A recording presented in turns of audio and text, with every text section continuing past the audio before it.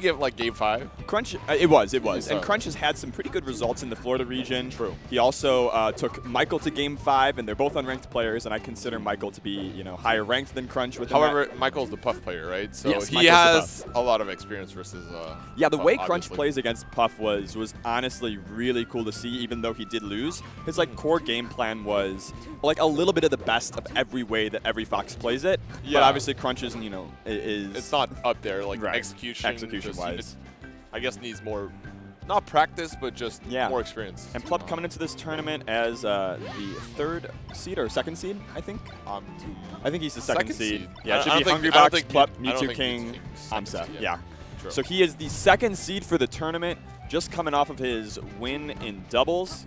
Finalist and grand finalist there, won the tournament.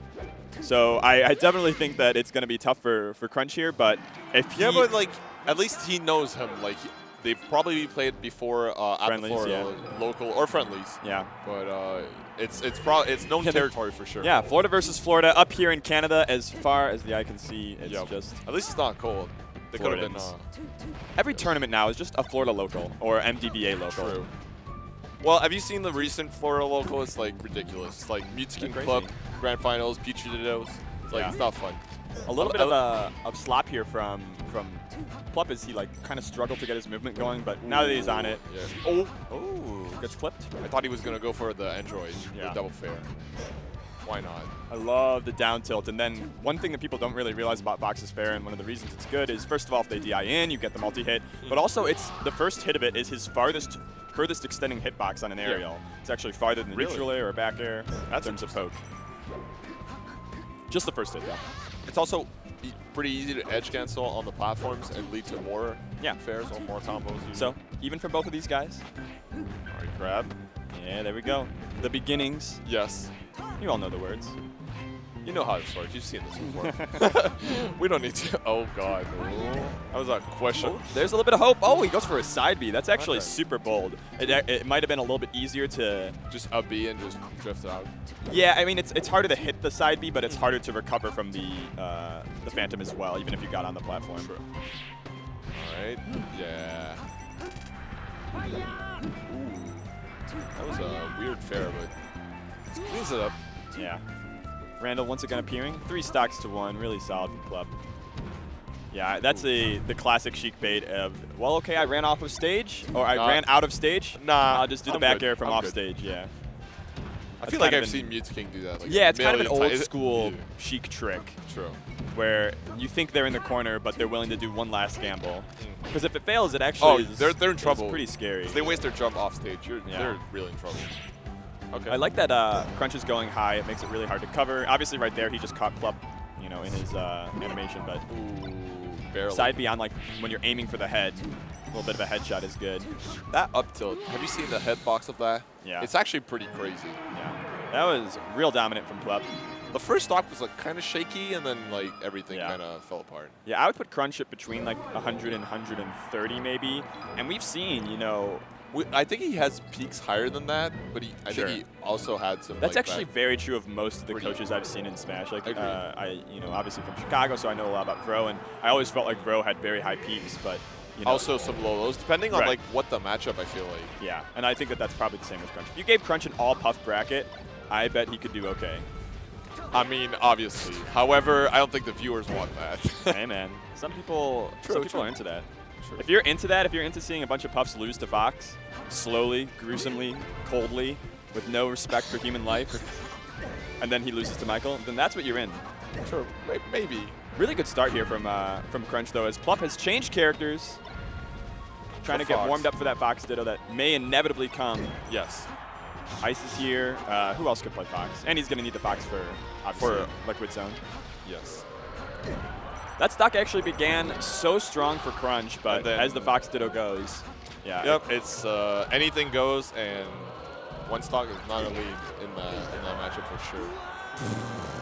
That was kind of janky, but whatever. Yeah, I think one stock is a lead, but it definitely. I was going for the meme. It's okay. Yeah. I do want to clarify. Oh, cool grabs from Plup.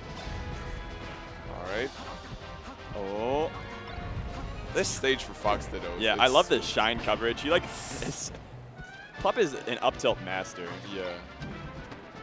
He kind of dances around and it feels. All his character too. Yeah, he feels like he's checkmating Crunch just over and over and is so comfortable where, okay, so Crunch rolls out. Plup doesn't really like overcommit, take the bait. He always is this like healthy distance away from him where he waits for the wrong move to come out. See, that was just so clean. He was just there's a little bit of messiness. Both of them. Oh, okay. Don't want him to attack against the wall, so you just keep up the drill.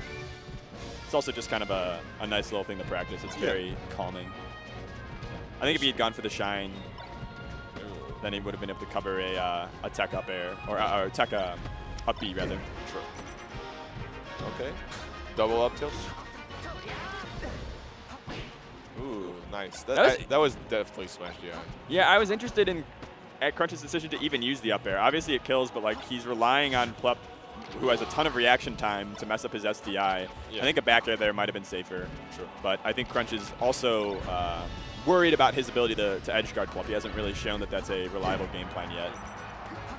At some point, you gotta go for the gamble at some point. All right, let's see how Crunch fights from behind. Just needs. He's pretty good. Yeah, that's what. Pretty good. That's what you need. That's what All you right, need. there you go. One stock, not a lead. That's the Fox. Not a lead. That's the Fox Ditto for you. Yeah.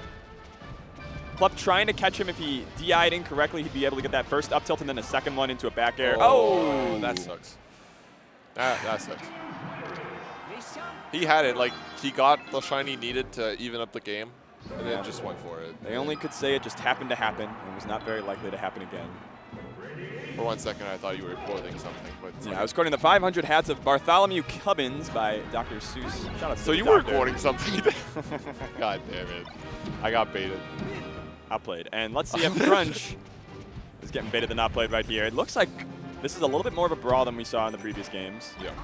We're already into top 64, which means it's best of 5, obviously. Yes. Which is good. Like, the furthest you go into best of 5 in a tournament, I feel like it's the most enjoyable way for the players. Also for the viewers. I think you get to test the full range of your expertise. You get a lot of shots. Yeah, if you want shots, it's not only one. Yeah. Okay. All right, these down tilts. Yeah, I think down tilt is a really.